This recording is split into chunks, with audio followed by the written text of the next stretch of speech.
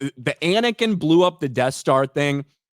Listen, do we need our actors to know everything about Star Wars? No, if they can act, it doesn't really matter, right? As long as the writing team knows what they're fucking talking about.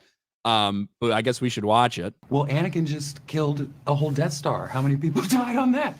Well, Anakin just killed a whole Death Star. How many people died on that? Well, Anakin just... You can hear the Canadian coming out at the end, I think. Uh-huh. But you are the one that I first saw pointed this out. Because you can have a flub, you can have a misspeak. You know all about that. I know all about that. But for you to have two misspeaks in two separate interviews on separate days and nobody fucking corrects you, because look at what he's wearing, look at what she's wearing.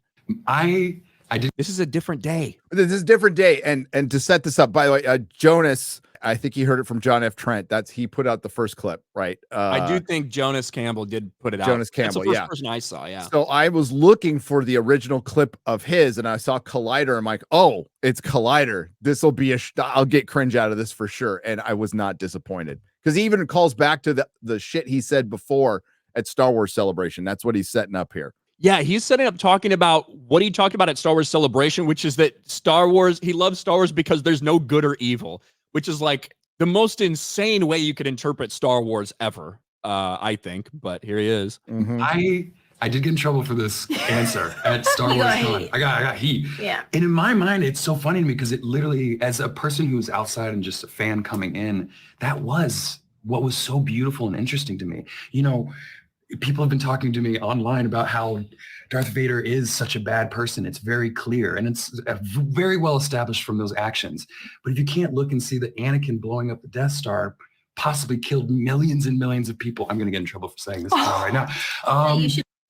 Jesus.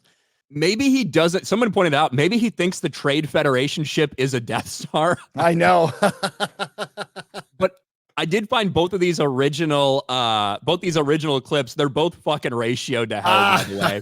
Yes. Which is perfection. But I think I have to take credit for another ratio. And that's I think you should. I think you should. So yesterday I did a stream and I talked about this interview between the two gayest people at Disney, Star Wars, Lucasfilm, Leslye Headland and Dave Filoni, you know, directors talking to each other about Star Wars. And to my shock, it hadn't been ratioed.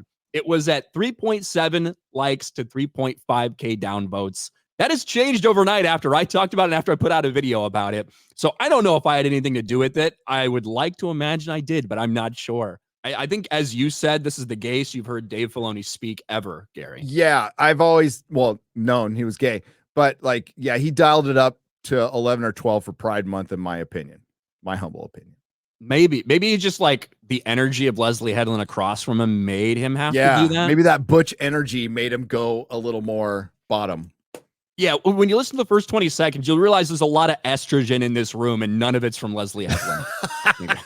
That's just the reality. Two directors talk about Star Wars. That sounds good. That does sound good. Let's do it. Let's do it. That does sound good. I'm sorry, just you asking me that question is making me cry. Is it? That's all right. Yeah. It is a big deal to a lot of people. It affects people in different ways, and this is your story, so. What I was interested in examining were the Sith. The master-apprentice dynamic. If the apprentice is craving the master's power, then at some point he must recruit his apprentice to overthrow the master. Yeah. And She would know. She would know. I mean, they did get the right person for this show. It's crazy. And there are there's a lot of people in the comments that are still talking about Harvey Weinstein. How many women did she lead to Harvey the Hutt? Leslye Headland hired for working closely with Harvey Weinstein. I would love to see an interview where they bring in Leslye. The interview just blindsides her with a question about how many women she sent to those hotel rooms that Harvey Weinstein booked, and you didn't speak up about his activities.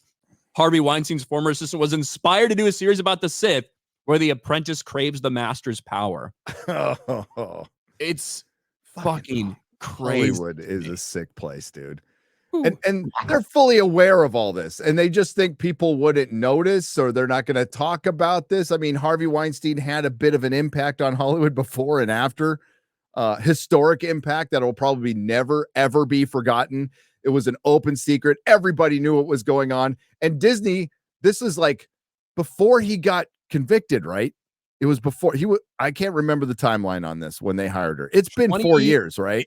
It was after 2019. It was after the end of 2019 because she was there at the Rise of Skywalker premiere begging Queen KK to give her a job, and they've already been in discussions about it. Now we know they'd already been in discussions about it.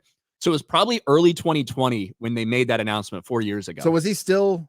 I mean, he was busted by then, long busted by then. Yeah, the Me Too movement had already been going. So yeah, it had already been going. It was kind of fading out by that point. But I don't know if he had been convicted at that point. But maybe they just thought, oh, it's past.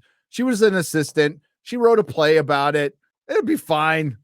Nobody will ever bring it up. Not every single YouTuber will go, former personal assistant Harvey Weinstein. I'm dying here. Leslye Headland's Acolyte show. Like, we're not going to lead with that every time.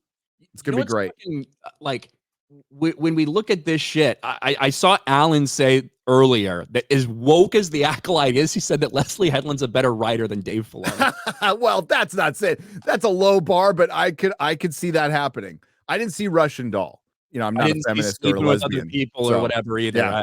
I don't know what she's fucking done. But I want to get about 15 more seconds because Dave Filoni says something that I think is an interesting way to view Darth Vader. Right. Who trained you? You don't wake up thinking you're evil or that you're the bad guy, as explored by George's Anakin. Yeah, I don't think Anakin ever thinks he becomes evil. I agree, and I think a lot of the characters he becomes evil. He just turns evil later on. Yeah. I don't think Anakin ever becomes evil in life. Like, that's the statement from Dave Filoni, which would mean that only in death did he recognize the evil. I feel like there's a movie when he was chopping up the little kids. Well, I feel like it's for the greater good, little Timmy.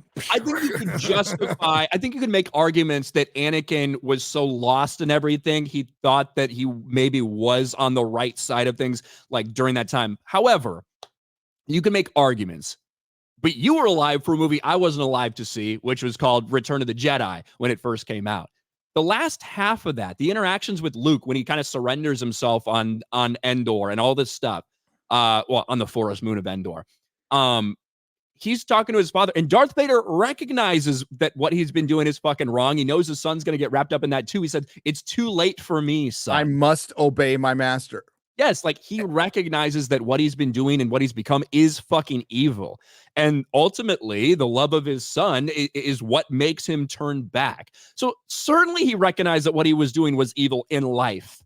And I don't really understand that comment from Dave Filoni, other than to just justify, unless he's just fucking really misspoke or was talking about while he was falling under the sway or things like that. But obviously Anakin Skywalker in life did, and that's why the Emperor was destroyed. That's why the Empire fell, because Anakin Skywalker recognized that he had fallen down a place that he needed to come back from. And you would think, like in interviews, especially like this, if somebody misspeaks, we just saw that with Perry Nemiroff in the Collider. She knows Anakin didn't blow up the Death Star. She could have corrected him, but she didn't because maybe she thought it would be edited out later, which they definitely should have done to do that guy a favor, to be honest with you. If you're in PR and you decide to release that, and like I'm guessing the people who edited it missed it and the PR people completely missed it. You absolutely edit that out both times. With Dave, I think he's just trying to placate Leslye in the interview, but I don't fucking know. This is the guy who makes Ahsoka the most important thing in Star Wars, and I think it's just a shift, and they've come out and said it. Alan Ng mentioned it, by the way, that they are going to shift away from George Lucas's Star Wars. I would make the argument they did that the day they bought it, that they are shifting away, and you're going to see the Force change fundamentally, possibly in this show. From my unnamed source on Twitter DMs, I can say they don't say the Force is female, but they imply it in 3 and 4 that women are the source of the Force because they conceive the twins with 2 women. What? Are you telling me there's immaculate conception, like Force-based immaculate conception with 2 women? That's worse. That's actually worse. What? Oh, shit. Oh my God, this is going to be bad. Overblowing all this shit. You thought for the last 4 years when we've been talking about this, how from the very first fucking press release, they say female centric. right? And we're like, well, that's weird that you feel like the need to fucking put that first and foremost in your first press release for this. Not, it's going to be in a cool era of Star Wars. We're going to have cool fighting. No, female centric. All right. Gotcha. You thought we were fucking around when we saw this laundry list of woke lunatics that were hired to write this thing, to act in this thing, all this shit. And now we're hearing rumors that they might have immaculate forced conception between lesbian witches in space. Immaculate lesbian conceptions. Oh my God. I want this to happen. Please happen. Oh, this is great. This is fantastic.